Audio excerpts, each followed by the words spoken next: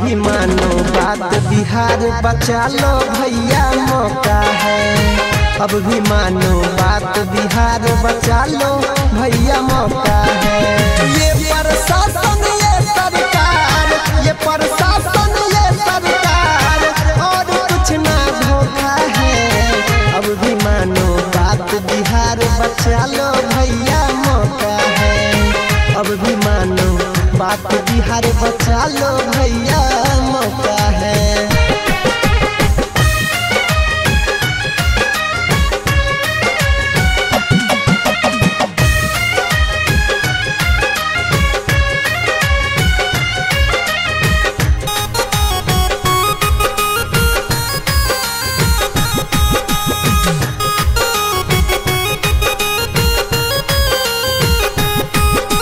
कितने सत्ताधारी आए लेकिन सब कोई लूटन को, कैसे जीते हैं हम कोई आता कभी न पूछन को।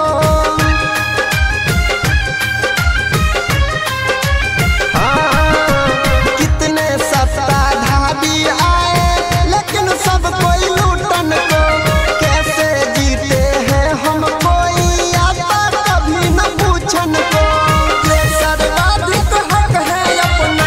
सर्वाधिक हक है अपना वो भी इन्होंने रोका है। अब भी मानो बात बिहार बचा लो भैया मौका है।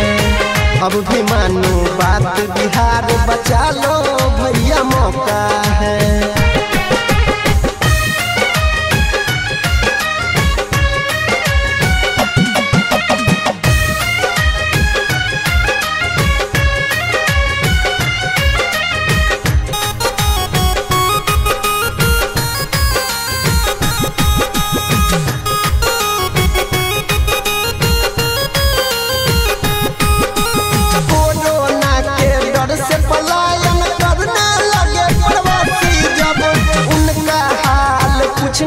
नहीं आया अधिकारी तब,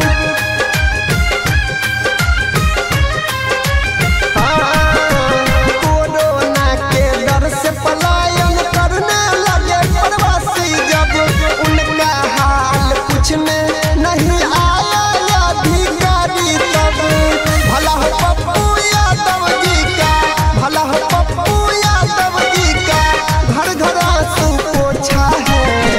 अब भी मानो बात बिहार बचा लो भैया मौका है। अब भी मानो बात बिहार बचा लो भैया मौका है।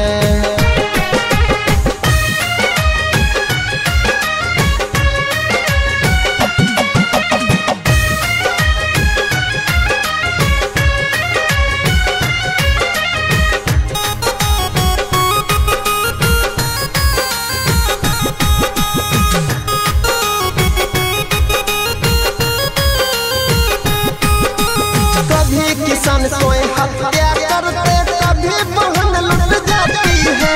ना कुछ ये कानून भी करता रुपयों में बिक जाती है।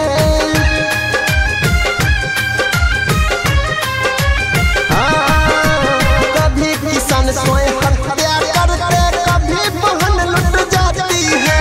ना कुछ ये कानून भी करता रुपयों में बिक जाती है।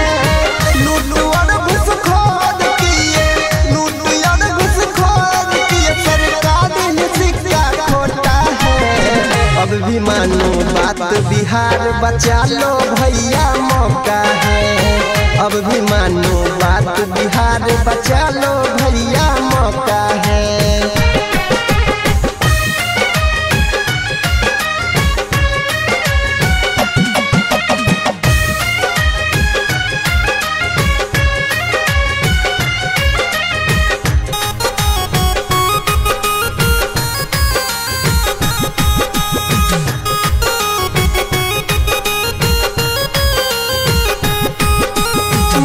तबाही चूहोर जब बाढ़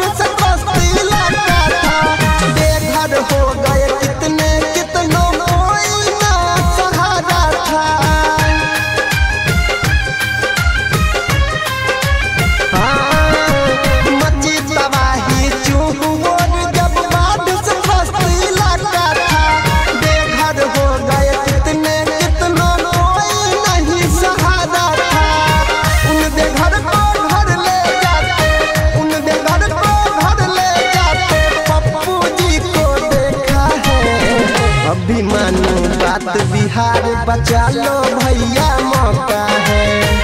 अभी मानो बात बिहार बचा लो भैया मौका है। अभी मानो बात बिहार बचा लो भैया मौका है। अभी मानो बात बिहार बचा लो भैया।